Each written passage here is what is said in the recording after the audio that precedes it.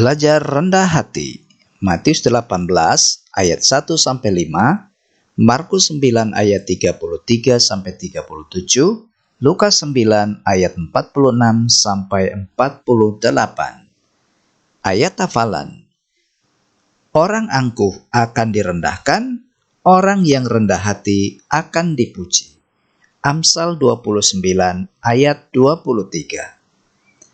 Anak-anak, pernahkah kamu melihat orang dewasa berdebat mempersoalkan suatu hal, misalnya hukum, politik, masalah ekonomi, masalah keuangan, dan lain-lain?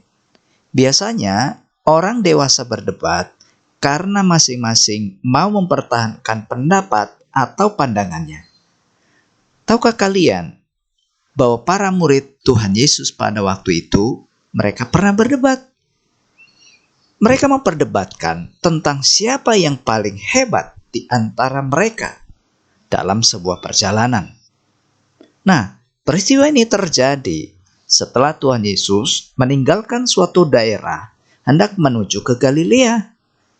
Ia melewati pantai Danau Galilea. Mengapa ia lakukan? Karena ia berusaha untuk menghindari orang banyak agar mempunyai lebih banyak waktu untuk mengajar kepada para murid. Ia berkata kepada mereka, "Aku ini Mesias, akan dikhianati dan dibunuh di Yerusalem. Tetapi pada hari yang ketiga, aku akan bangkit dan hidup kembali." Tetapi anak-anak, mereka tidak mengerti apa yang dikatakan oleh Tuhan Yesus. Tetapi mereka tidak berani menanyakan apa yang dimaksudkan oleh Tuhan Yesus. Kemudian, sampailah mereka di daerah Kapernaum. Ketika mereka sampai di rumah tempat mereka menginap, Yesus bertanya kepada mereka, "Hei anak-anak, apakah yang kalian percakapkan di jalan tadi?" Mereka malu menjawab, karena ternyata mereka bertengkar mengenai siapa di antara mereka yang paling hebat. Kemudian ia duduk dan memanggil murid-muridnya dan berkata, "Siapa ingin menjadi orang yang paling hebat, haruslah kalian menjadi yang terkecil, menjadi pelayan dari semua."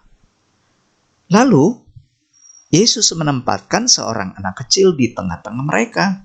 Dan sambil memeluk anak itu, ia berkata, "Siapa menyambut anak kecil seperti ini dalam namaku, ia menyambut aku. Dan siapa menyambut aku, ia menyambut Bapa yang mengutus aku." Demikianlah yang diajarkan oleh Tuhan Yesus kepada para murid.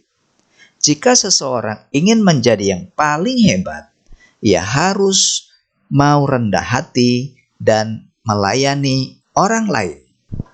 Anak-anak, mengapa banyak orang seperti para murid waktu itu ingin menjadi orang yang paling hebat? Biasanya orang yang seperti itu ingin dipuji, ingin terkenal. Pada zaman sekarang, banyak juga cara yang dilakukan orang supaya menjadi orang yang paling hebat. Misalnya, melalui bantuan dukun. Apakah itu bisa? Tentunya bisa.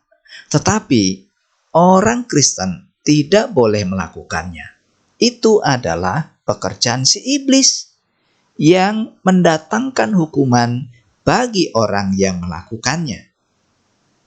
Kemudian ada juga orang yang ingin menjadi hebat dengan cara belajar yang rajin, menjadi orang pintar seperti para ilmuwan yang terkenal itu. Apakah kalian boleh melakukannya? Tentu saja boleh. Alkitab mengatakan, takut Tuhan adalah pengetahuan. Amsal 1 ayat 7. Kalian mesti belajar yang rajin dan mengandalkan Tuhan. Dan jika sudah menjadi orang yang hebat, kalian tidak boleh sombong, tetapi harus rendah hati.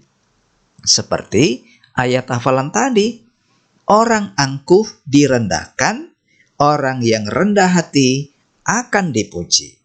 So, Jadilah anak yang rendah hati, maka engkau akan disebut anak yang hebat.